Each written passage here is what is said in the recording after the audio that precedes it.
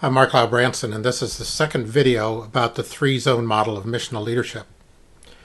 We had an orientation that talked us through the three phases and to look in each phase for what's going on in the organization and the kind of leadership that happens inside organizations, but we'll also talk about what kind of leadership is needed as we start looking at the disruptions.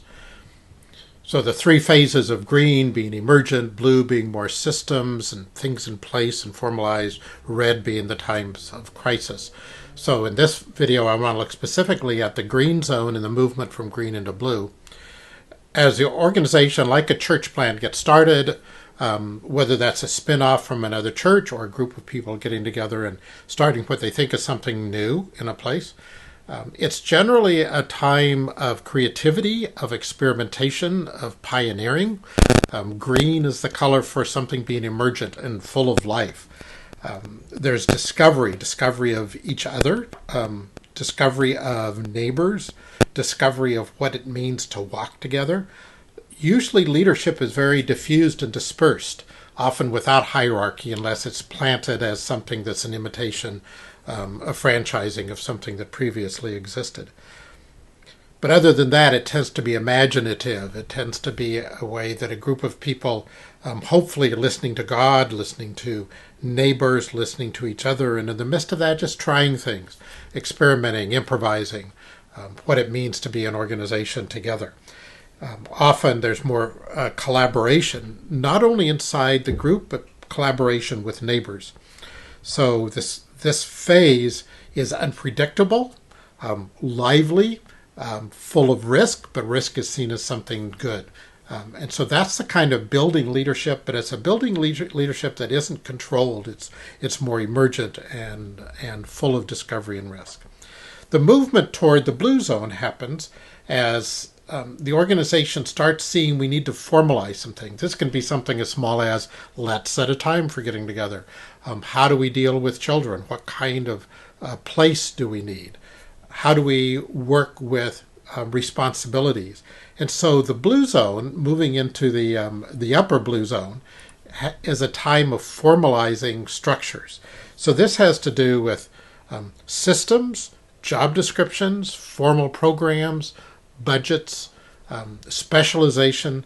And so the norm is for the organization to start formalizing what had been emergent, more spontaneous, more discovery, more imaginative, more risk-taking, to where there's fewer risks. More things are set, systems are developed, job descriptions are designed around specializations. Programs and activities are formalized and become repeated and part of the system, part of the expectations. Hierarchies often develop at this point. There's less risk because you've got an organization that in itself becomes something to be preserved, something to be, you own the values that got us here, those values you don't want to change, and so there's a holding on to this structure, this organization, these job descriptions. So when you hire staff or volunteers take on certain jobs, those are more and more formalized. There's more training that goes on because training has to do with how do we maintain these systems and structures. So even when there's an innovation, the innovation is still within this system of values, within this structure, within these formalized structures. So less risk. There's a resistance to any kind of conflict, to newness that goes beyond formal values and structures. So there's a drive on the part of the organization to keep us within the blue.